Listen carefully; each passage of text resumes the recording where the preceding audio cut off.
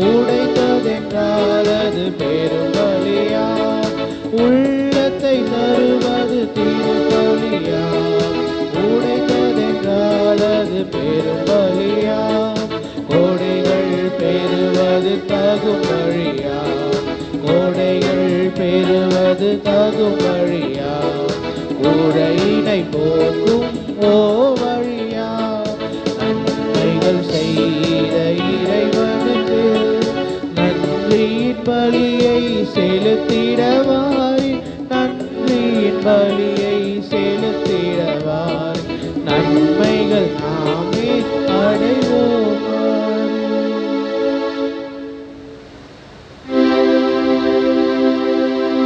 தந்தை மகன் தூய ஆவியாரின் பெயராலே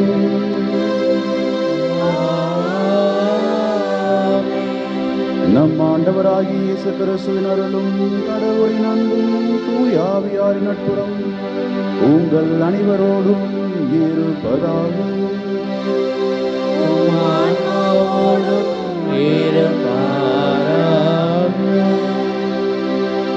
இன்றைய திருப்பலியை நன்றியாக ஒப்புக் கொடுப்பவர்கள் தன்னுடைய 10வது பிறநாளை கொண்டாடுகின்ற மேபல் சேரன் மற்றும் ஆரண்ய சித்ரா அவர்கள். இறைவன் இவர்களை நிறைவாக ஆசீர்வதிக்க வேண்டும் என்றும், வளர்கின்ற காலத்திலே இறை ஆவியானது இவர்கள் மீது தங்கியிருந்து வாழ்க்கையின் எல்லா சூழ்நிலைகளும் இவர்கள் தூய ஆவியால் வழிநடத்தப்பட்டு நன்மைகளை தேர்ந்தெடுத்து இறைவனின் பிள்ளைகளாக எல்லா விதமான வரங்களையும் பெற்று வாழ வேண்டும் என்று நாம் ஜெபிப்போம். மேலுமாக இத்திருப்பலியிலே ஆர்டி லூர்து சாமி அவர்களுடைய ஆன்ம இலைப்பாற்றிற்காகவும் மன்றாடுவோம். கிறிஸ்துவில் பிரியமானவர்களே, இன்றைக்கு நம்முடைய வழக்கப்படி நாம் தமிழ் புத்தாண்டை கொண்டாடுகின்றோம். பல விதமான குழப்பங்கள் இருந்தாலும் தை ஒன்றா சித்திரை ஒன்றா என்கின்ற கேள்விகள் நம்முடைய மனதில் எழுந்தாலும் இத்தகைய விழாக்கள் நமக்கு கொடுக்கின்ற அழைப்பு என்ன என்பதை யோசித்து பார்த்தால் அதனுடைய உட்காரணத்தை நாம் புரிந்து கொண்டு வாழ முயற்சி செய்யலாம். ஒவ்வொரு முறையும் புத்தாண்டு பிறக்கும் பொழுது அது நமக்கு எதை விளக்குகின்றது என்றால், உங்களுக்கு ஒரு புதிய வாய்ப்பு கொடுக்கப்பட்டிருக்கிறது. ஒவ்வொரு நாளும் ஒரு புத்தாண்டு தான் என்று கூட சொல்லலாம். ஒவ்வொரு முறையும் நாம் தூங்கி எழுந்திருக்கும் பொழுது, தூக்கத்திலிருந்து எழுந்த பிறகு இன்றைய நாளை நான் இப்படி வாழப்போகிறேன் என்கின்ற ஒரு புது முயற்சியை நீங்கள் எடுக்கின்றீர்கள் என்றால் அதுதான் புத்தாண்டு. இது மாதத்தின் எண்ணிக்கையிலோ இல்லை என்றால் நாட்களுடைய கணக்கிலோ கிடையாது. மாறாக நம்முடைய மனதின் மாற்றத்தில்தான் புத்தாண்டுகள் இருக்கின்றன. சித்திரை 1 வந்துவிட்டால் உடனே எல்லாம் மாறிவிடும் என்பது கிடையாது. மனம் மாற்றம் வந்துவிட்டால் கண்டிப்பாக மாறிவிடும் என்பது உண்மையாகும்.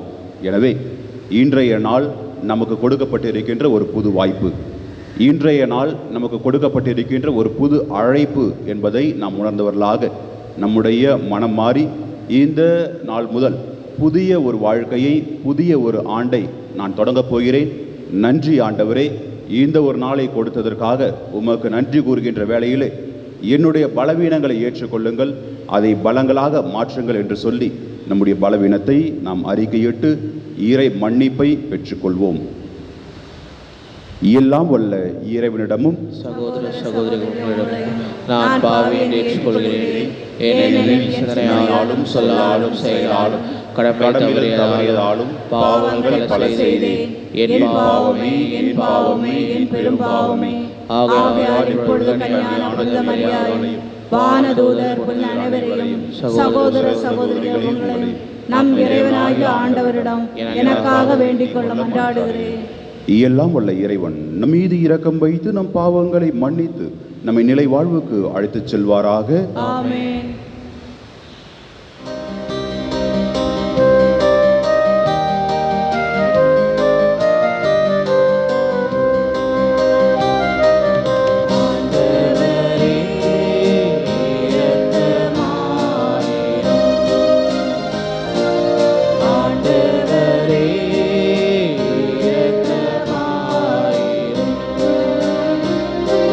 கிறிஸ்துவே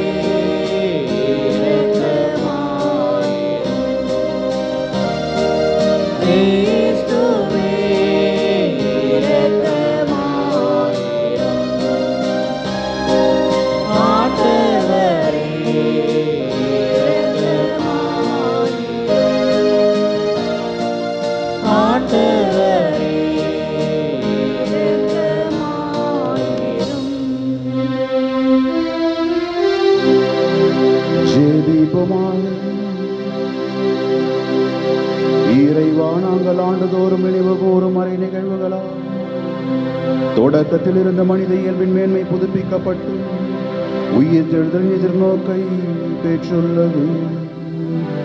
அதனால் நாங்கள் நம்பிக்கையில் கொண்டாடுவது முடிவில்லா அன்பில் பெற்றுக்கொள்ள உமது கனிவை அருள வேண்டுகின்றோம்.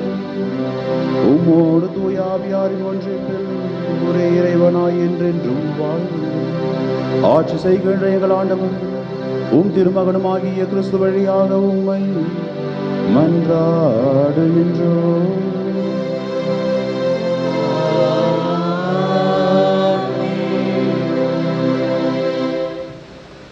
முதல் வாசகம். நீங்கள் சிறையில் அடைத்து வைத்திருந்த மனிதர்கள் அதோ கோவிலில் நின்று மக்களுக்கு கற்பிக்கின்றனர். திருத்தூதர் பணிகள் நூலிலிருந்து வாசகம். அதிகாரம் 5 திருவசனங்கள் 17 முதல் 26 முடிய. அந்நாட்களில் தலைமை குருவும் அவரை சேர்ந்த சதுசேய கட்சியினரும் அனைவரும் பொறாமையால் நிறைந்து திருத்தூதரை கைது செய்து பொது சிறையில் காவலில் வைத்தனர்.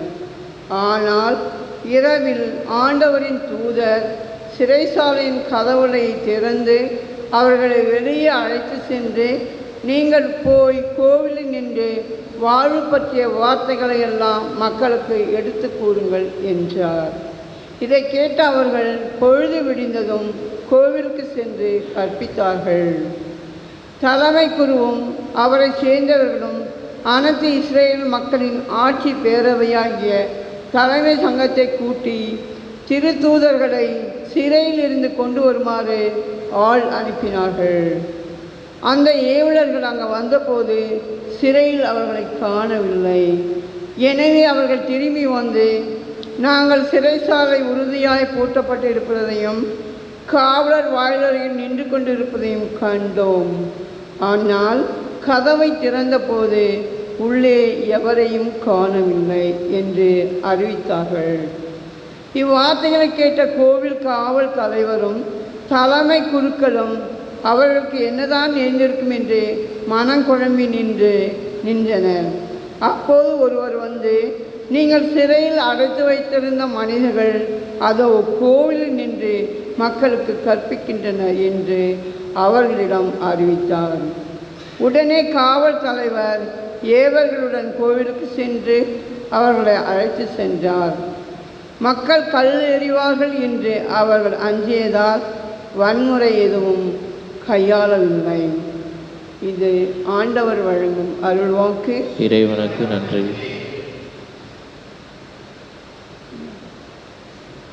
பாடல். பல்லவி. ஏழை கூவி அழைத்தான், ஆண்டவர் அவனுக்கு செவி சாய்த்தார். ஏழை கூவி அழைத்தான், ஆண்டவர் அவனுக்கு செவி சாய்த்தான். ஆண்டவரை நான் எக்காலமும் போற்றுவேன், அவரது புகழ் எப்போதும் என் நாவில் ஒலிக்கும். நான் ஆண்டவரை பற்றி பெருமையாக பேசுவேன், எளியோர் இதை கேட்டு அக்களிப்பர். பல்லவி. ஏழை கூவி அழைத்தான், ஆண்டவர் அவருக்கு செவி சாய்த்தார். என்னுடன் ஆண்டவரை பெருமைப்படுத்துங்கள், அவரது பெயரை ஒருமிக்க மேன்மைப்படுத்துவோம். துணை வேண்டி நான் ஆண்டவரை மன்றாடினேன், அவர் எனக்கு மறுமொழி பகர்ந்தார். எல்லா வகையான அச்சத்தினின்றும் அவரை என்னை விடுவித்தார். பல்லவி. ஏழை கூவி அழைத்தான், ஆண்டவர் அவனுக்கு செவி சாய்த்தார். அவரை நோக்கி பார்த்தோர் மகிழ்ச்சியால் மிளிர்ந்தனர், அவர்கள் முகம் அவமானத்திற்கு உள்ளாகவில்லை. இந்த ஏழை கூவி அழைத்தான், ஆண்டவர் அவனுக்கு செவி சாய்த்தார். அவர் எல்லா நெருக்கடியில் நின்றும் அவனை விடுவித்து காத்தார். பல்லவி. ஏழை கூவி அழைத்தான், ஆண்டவர் அவனுக்கு செவி சாய்த்தார். ஆண்டவருக்கு அஞ்சி வாழ்வோரே அவர் தம் தூதர் சூழ்ந்து நின்று காத்திடுவார். ஆண்டவர் எத்தனை இனியவர் என்று சுவைத்து பாருங்கள், அவரிடம் அடக்கினம் போகுவோர் பேறு பெற்றோர். பல்லவி. ஏழை கூவி அழைத்தான், ஆண்டவர் அவருக்கு செவி சாய்த்தார்.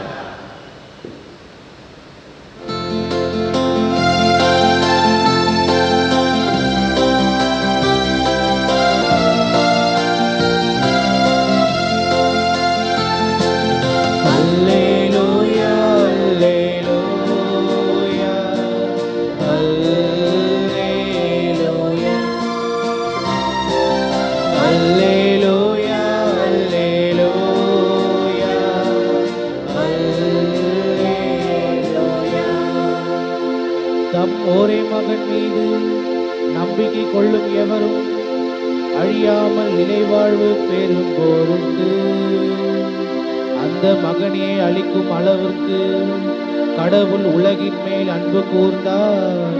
அல்லேலூயா அல்லேலூயா அல்லேலூயா அல்லேலூயா.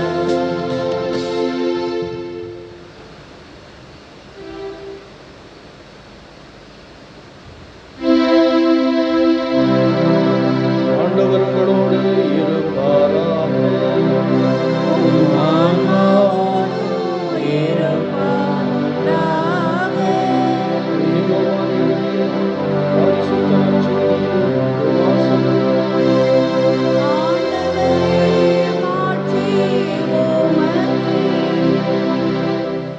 அக்காலத்தில் இயேசு நிக்கோதேமிடம் கூறியது, தம் ஒரே மகன் மீது நம்பிக்கை கொள்ளும் எவரும் அழியாமல் நிலை வாழ்வு பெறும் பொருட்டு அந்த மகனையே அழிக்கும் அளவுக்கு கடவுள் உலகின் மீது அன்பு கூர்ந்தார். உலகிற்கு தண்டனை தீர்ப்பளிக்க அல்ல, தன் மகன் வழியாக அதை மீட்கவே கடவுள் அவரை உலகிற்கு அனுப்பினார். அவர் மீது நம்பிக்கை கொள்வோர் தண்டனை தீர்ப்புக்கு ஆளாவதில்லை.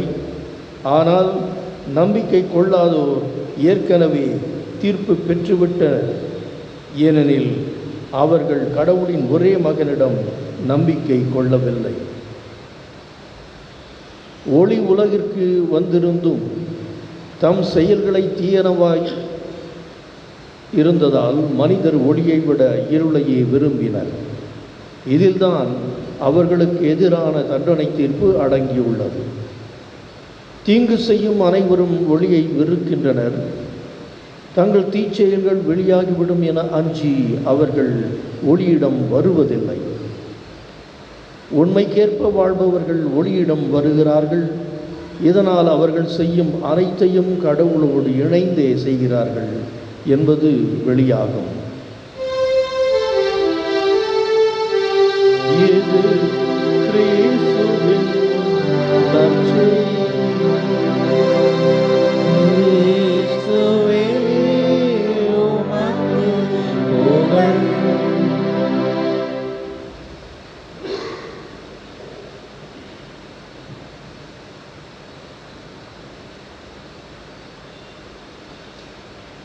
ஒரு முறை முல்லா நஸ்ருதீன் அவர்கள் ஒரு விளக்கு தண்டின் அடியிலே உட்கார்ந்து தேடிக்கொண்டிருந்தார். இவர் என்ன தேடுகிறார் என்பதை பார்ப்பதற்காக அவருடைய நண்பர் அந்த இடத்துல வந்து கேட்டபொழுது அவர் சொன்னாராம், என்னுடைய வீட்டின் சாவியை நான் தொலைத்து விட்டேன், எனவே இந்த இடத்தை தேடிக்கொண்டிருக்கிறேன் என்று சொன்னாராம். ஒரு நண்பரும் சரி ஃப்ரெண்டாச்சே அப்படின்னு சொல்லிட்டு அந்த இடத்துலையே அவர் கூட சேர்ந்து ரொம்ப நேரம் தேடினாங்க. ஆனால் அந்த இடத்திலே சாவி கிடைக்கவில்லை. உடனே அந்த நண்பர் கேட்டாராம், முல்லா சாவியை நீங்கள் இங்கே தொலைச்சிங்களா இல்லை அங்கே தொலைச்சிங்களா அப்படின்னு சொல்லி கேட்கும் பொழுது முல்லா சொன்னாராம், சாவியை என் வீட்டு வாசலில் தொலைச்சேன் அப்படின்னு சொல்லி சொன்னாராம். உடனே இந்த நண்பருக்கு ரொம்ப கோபம். வீட்டு வாசலில் தொலைச்சிட்டு இந்த இடத்துல வந்து தேடிட்டு இருக்கிறீங்களே அப்படின்னு சொல்லி கேட்கும் பொழுது அவர் சொன்னாராம், அங்கே இருளாக இருக்கிறது, இங்கே தான் வெளிச்சமாக இருக்குது, அதனால் நான் இந்த வெளிச்சத்தில் தேடினேன் என்று சொல்லி அந்த நண்பரிடம் பதில் சொன்னாராம்.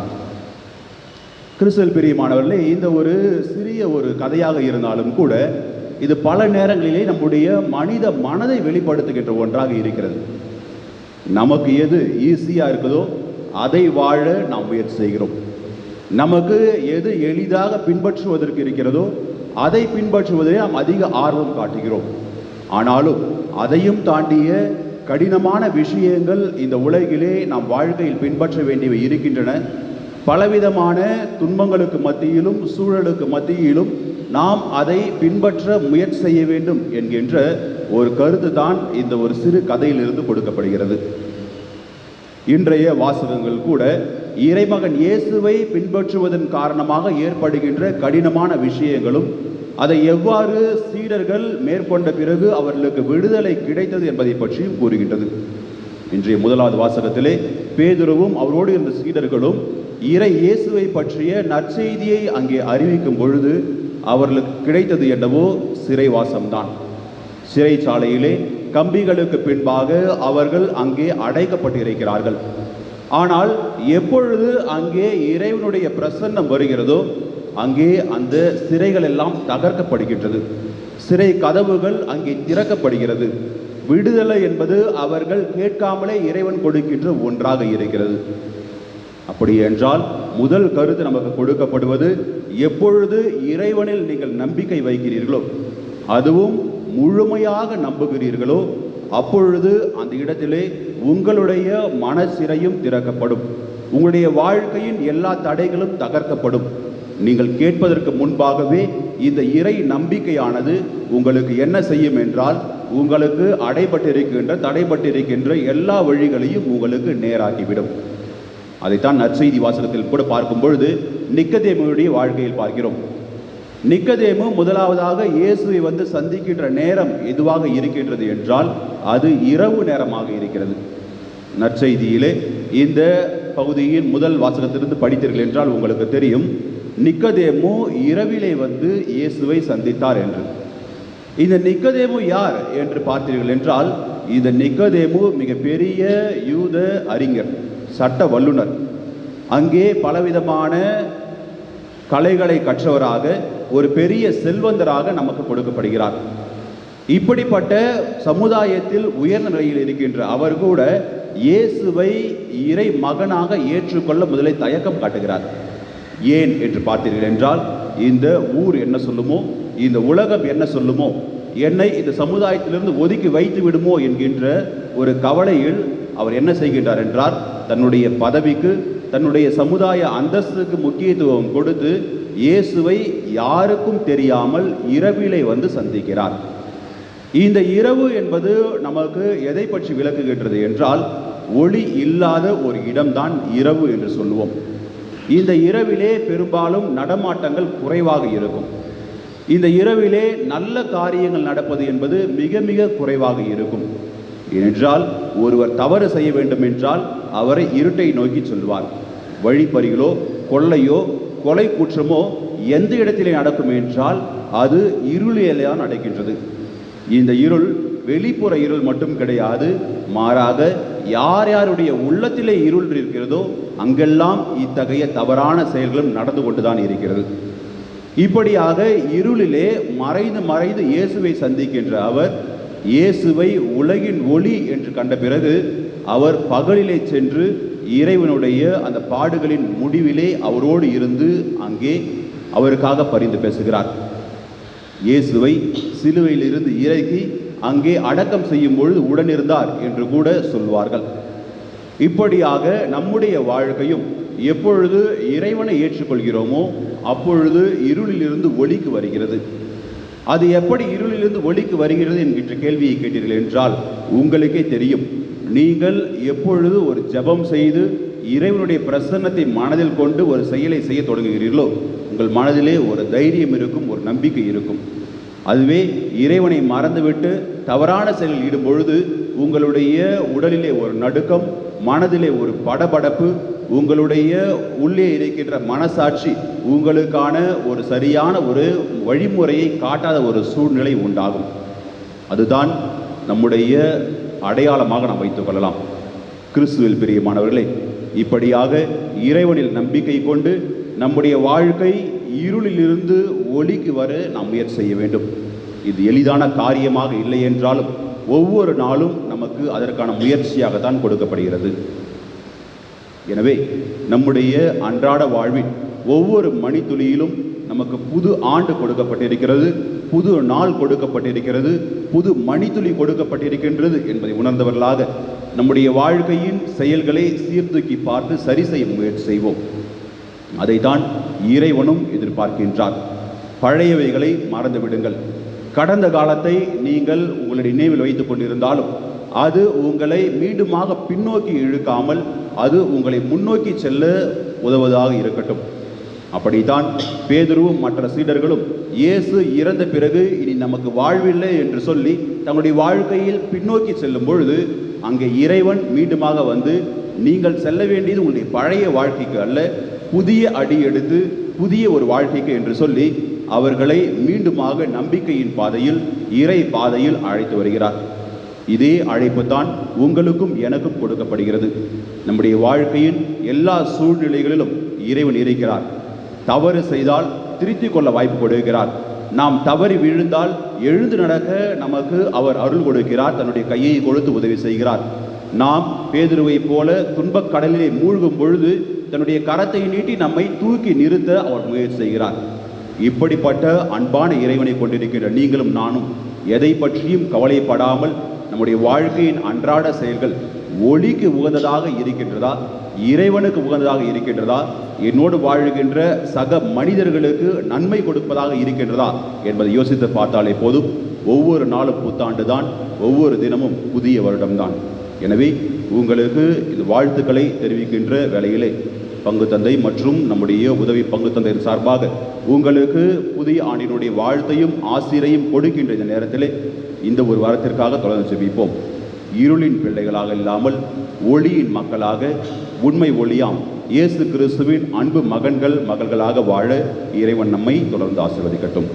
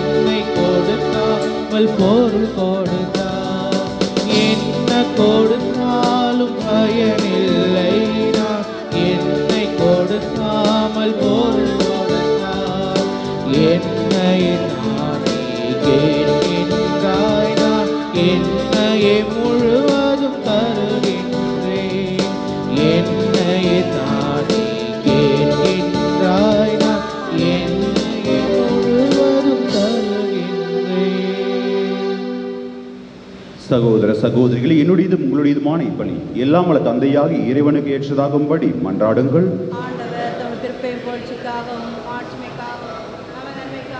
புனித திருநங்களுக்காகவும் மது கையில் ஏற்றுக்கொள்வாராக. இறைவா, இந்த பலியில் வணக்கத்துக்குரிய பரிமாற்றத்தால் எங்களை உமது உன்னதமான ஒரே இறைவன் பங்கு பெறச் செய்ய உம்மை வேண்டுகின்றோம். அதனால் உமது உண்மையை அறிந்து கொண்ட நாங்கள் அதை தகுதியான செயலால் எமதாகி கொள்வோமா. எங்கள் ஆண்டவராகிய கிறிஸ்து வழியாக உம்மை மன்றாடுகின்றோம்.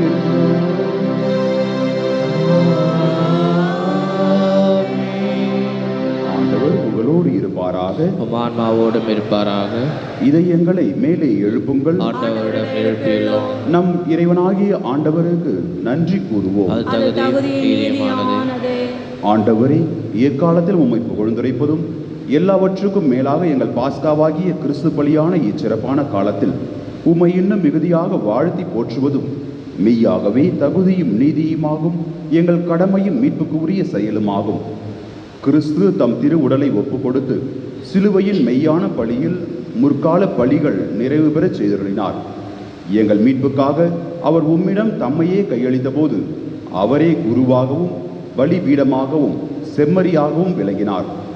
ஆகவே பாஸ்கா மகிழ்ச்சி பொங்க அனைத்துலகின் மாந்தர் அனைவரும் அக்களிக்கின்றனர்.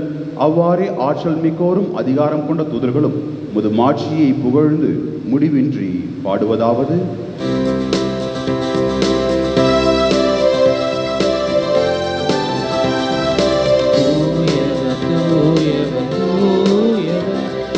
படைகளின் கடவுளாம் ஆண்டவர், விண்ணகமும் மண்ணகமும் உமது மாட்சியால் நிறைந்துள்ளது. உன்னதங்களிலே யோசன்னா, உன்னதங்களிலே யோசன்னா. ஆண்டவர் பெயரால் வருகிறவர்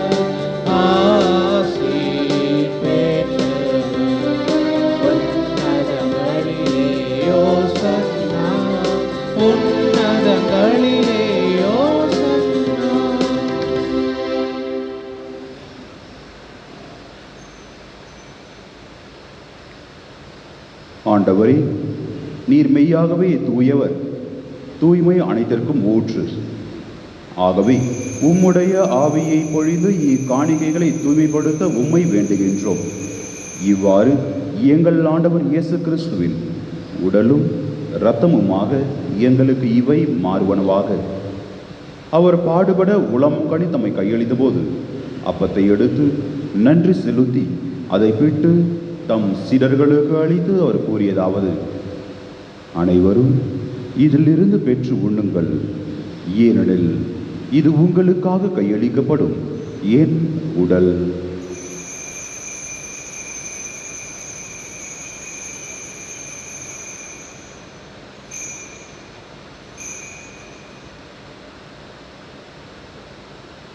அவ்வண்ணமே இரவு விருந்தை அருந்திய பின் கிண்ணத்தையும் எடுத்து மீண்டும் உமக்கு நன்றி கூறி தம் சீடர்களுக்கு அளித்து அவர் கூறியதாவது: அனைவரும் இதிலிருந்து பெற்று பருகுங்கள், ஏனெனில் இது புதிய நிலையான உடன்படிக்கைக்கு உரிய என் இரத்தத்தின் கிண்ணம்.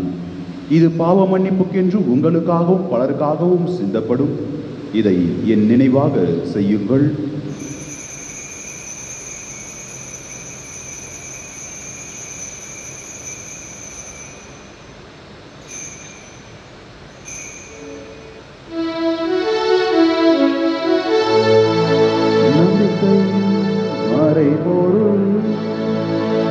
ஆண்டவரே, நீர் வருமணம் உமது இறப்பினை அறிக்கையிடுகின்றோம், உமது உயிர்ப்பினையும் எடுத்துரைக்கின்றோம். ஆகவே ஆண்டவரே, நாங்கள் கிறிஸ்துவின் இறப்பினையும் உயிர்ப்பினையும் நினைவு கூர்ந்து வாழ்வதரும் அப்பத்தையும் மீட்பளிக்கும் கிண்ணத்தையும் உமக்கு ஒப்புக் கொடுக்கின்றோம். உம் திருமுன் என்று உமக்கு ஊழியம் புரிய தகுந்தவர்கள் என எங்களை ஏற்றுக்கொண்டீர். எனவே உமக்கு நன்றி செலுத்துகின்றோம். மேலும் கிறிஸ்துவின் உடலிலும் இரத்தத்திலும் பங்கு கொள்ளும் எங்களை தூய ஆவியார் ஒன்று சேர்க்க வேண்டும் என உம்மை தாழ்மையுடன் மன்றாடுகின்றோம். ஆண்டவரே, உலகெங்கும் பரவியிருக்கும் உமது திரு அவையை நினைவு கூர்ந்தருளும். எங்கள் திருத்தந்தை பிரான்சிஸ், எங்கள் பேராயர் ஜார்ஜ் அர்ச்சனிசாமி, எல்லா திருநிலையினர் ஆகிய அனைவரோடும் உமது திரு அவை அன்பில் நிறைவு பெறச் செய்தருளும். இன்று இந்த திருப்பலியை ஒப்புக் கொடுத்து நன்றி செலுத்துகின்ற 10வது பிறந்த நாளை கொண்டாடுகின்ற மேபல் சேரன் என்பவரையும், மேலும் தன்னுடைய பிறந்த நாளை கொண்டாடுகின்ற ஆரண்யா சித்ரா என்பவரையும் ஆசீர்வதித்து அவர்களுக்கு எல்லா நலன்களையும் வளங்களையும் அளித்து உம் ஒளியின் வழியில் நடத்தி செல்வீராக. மரித்த ஆர்.டி. லூர்துசாமி என்பவரின் ஆன்மாவிற்கு நித்திய இளைப்பாட்சியை அளித்தருளும். மேலும் உயிர்த்தெழும் எதிர்நோக்குடன் துயில் கொள்ளும் எம் சகோதர சகோதரிகளையும் இறந்தோர் அனைவரையும் இரக்கத்துடன் நினைவு கூர்ந்து உமது திருமுக ஒளியின் ஒளியேற்றருளும். எங்கள் அனைவர் மீதும் இரக்கமாயிரும். கடவுளின் கன்னித்தாயான புனித மரியா, அவருடைய கணவரான புனித யோசேப்பு, புனித திருத்தூதர்கள், புனித டான் பாஸ்கோ, இவ்வுலகில் உமக்கு உகந்தவராயிருந்த புனிதர் அனைவருடனும் நாங்கள் நிலை வாழ்வில் பங்கு கொள்ளும் தகுதி பெற்று உம் திருமகன் இயேசு கிறிஸ்து வழியாக உம்மை புகழ்ந்தேத்தும் வரவருள உம்மை மன்றாடுகின்றோம்.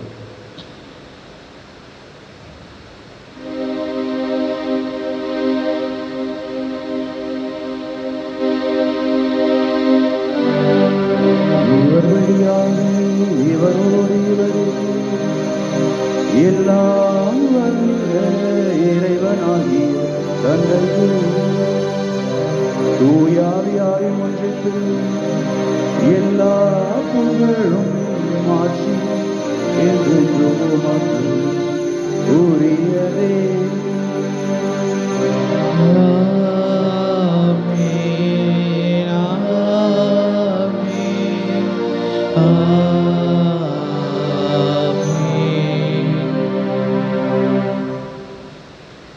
நம் ஒவ்வொருவருடைய வாழ்க்கையும் இருளின் பிடியிலிருந்து விடுபட்டு ஒளியாம் இறைவனை பற்றி கொண்டு ஒரு புதிய வாழ்க்கையை, ஒரு புதிய பாதையை உண்டாக்கி தர வேண்டும் என்று சொல்லி நம்முடைய விண்ணக தந்தையை நோக்கி மன்றாடுவோம். விண்ணுலகில் இருக்கின்ற எங்கள் தந்தையே, உமது பெயர் தூயதென போற்றப் பெறுக. உமது ஆட்சி வருக. உமது திருவுள்ளம் விண்ணுலகில் நிறைவேறுவது போல மண்ணுலகிலும் நிறைவேறுக. எங்கள் அன்றாட உணவை இன்று எங்களுக்கு தாரும். எங்களுக்கு எதிராக குற்றம் செய்பவரை நாங்கள் மன்னிப்பது போல எங்கள் குற்றங்களை மன்னியும். எங்களை சோதனைக்கு உட்படுத்தாதையும் தீமையிலிருந்து எங்களை விடுவித்தருளும். ஆண்டவரே, தீமை அனைத்திலிருந்தும் எங்களை விடுவித்து எங்கள் வாழ்நாளில் அமைதியை கனிவுடன் அருளும் மன்றாடுகின்றோம். உமது இரக்கத்தின் உதவியால் நாங்கள் பாவத்திலிருந்து எப்போதும் விடுதலை பெற்று யாதொரு கலக்கமுமின்றி நலமாயிருப்போமாக. நாங்கள் எதிர்நோக்கி இருக்கும் பேரின்பத்திற்காகவும் எம் மீட்பராகிய இயேசு கிறிஸ்துவின் வருகைக்காகவும் காத்திருக்கின்றோம். ஏனெனில் ஆட்சியும் வல்லமையும் மாட்சியும் என்றென்றும் உமதே. ஆண்டவர் இயேசு கிறிஸ்துவே, அமைதியை உங்களுக்கு விட்டுச் செல்கின்றேன், என் அமைதியையே உங்களுக்கு அளிக்கின்றேன் என்றும் திருத்தூதர்களுக்கு மொழிந்தீரே. எங்கள் பாவங்களை பாராமல் திரு அவையின் நம்பிக்கையை கண்ணோக்கி திருவுளத்திற்கு ஏற்ப அதற்கு அமைதியும் ஒற்றுமையும் அளித்தருள்வீராக. என்றென்றும் வாழ்ந்து ஆட்சி செய்கின்றவர் நீரே. ஆண்டவருடைய அமைதி உங்களோடு என்றும் இருப்பதாக. ஒருவருக்கொருவர் கிறிஸ்து இயேசு தரும் அமைதியை பகிர்ந்து கொள்வோம். உலகின் பாவங்களை போக்கும் இறைவனின் செம்மறியே, எங்கள் மேல் இரக்கமாயிரும். உலகின் பாவங்களை போக்கும் இறைவனின் செம்மறியே, எங்கள் மேல் இரக்கமாயிரும். உலகின் பாவங்களை போக்கும் இறைவனின் செம்மறியே, எங்களுக்கு அமைதி அளித்தருளும்.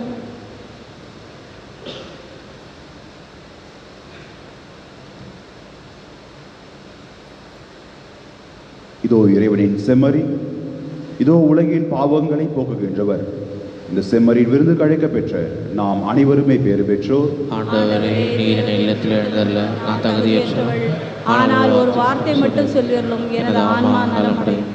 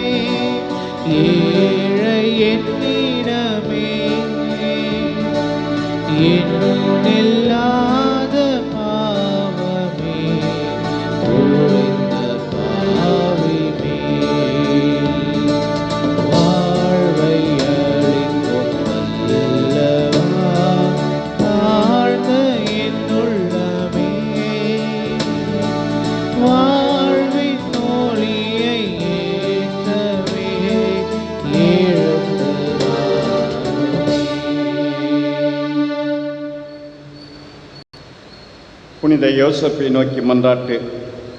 மீட்பரின் பொறுப்பாளரை வாழ்க. மீட்பரின் பொறுப்பாளரை வாழ்க.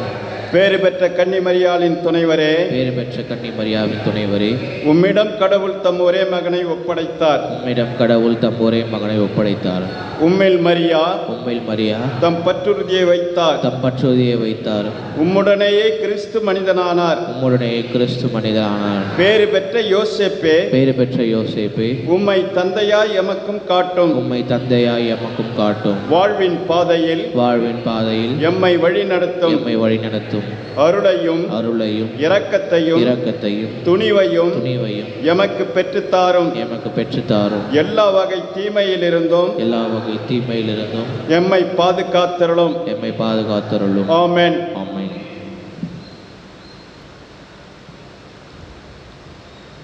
நான் உங்களை உலகிலிருந்து தேர்ந்தெடுத்து விட்டேன்.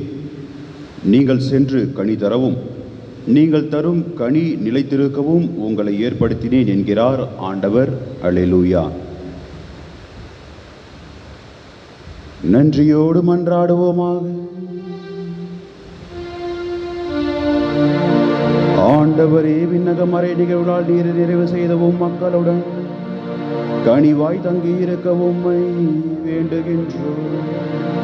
பழைய நிலையிலிருந்து வாழ்வின் புதிய நிலைக்கு நாங்கள் கடந்து செல்ல செய்வீராக.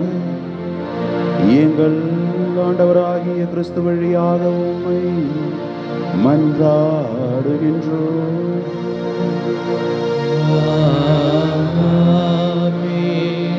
ஆண்டவர் உங்களோடு இருப்பாராக.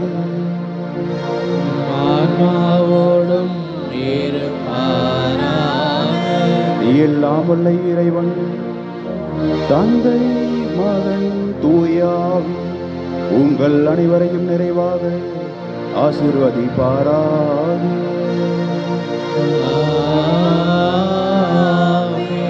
சென்று வாழுங்கள். திருப்பலி நிறைவேறிற்று. இறைவனுக்கு நன்றி.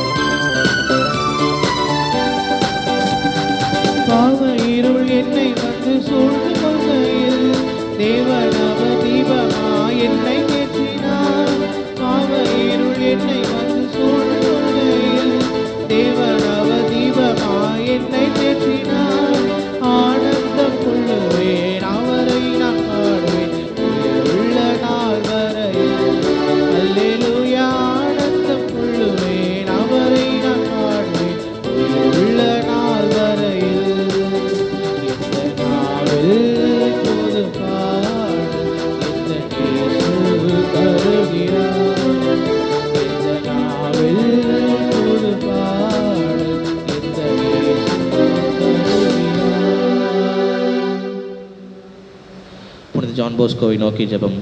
ஆன்ம மீட்புக்காக அயராது உழைத்து வந்த இளைஞர்களின் தந்தையும் ஆசிரியருமான புனித ஜான் போஸ்கோவை எங்களுடையவும் பிறருடையவும் ஆன்ம நன்மைகளை தேடுவதில் நீர் எங்களுக்கு வழிகாட்டியாயிரும்.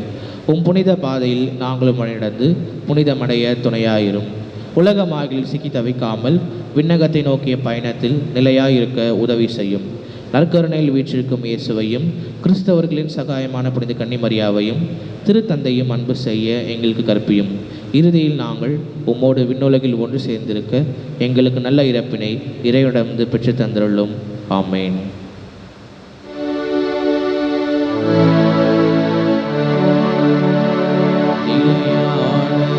புகழுக்குரிய தூய்மை மிகு நற்கருணைக்கு எல்லா காலமும் ஆராதனையும் புகழும் ஆட்சியும் உண்டாக கடவுளே. கிறிஸ்தவர்களின் சகாயமான புனித கன்னிமரியாவே, புனித சூசையப்பரே, எமது பங்கின் பாதுகாவலரான புனித ஜான் போஸ்கோவே, தந்தை மகன் தூய ஆவியாரின் பெயராலே ஆமென்.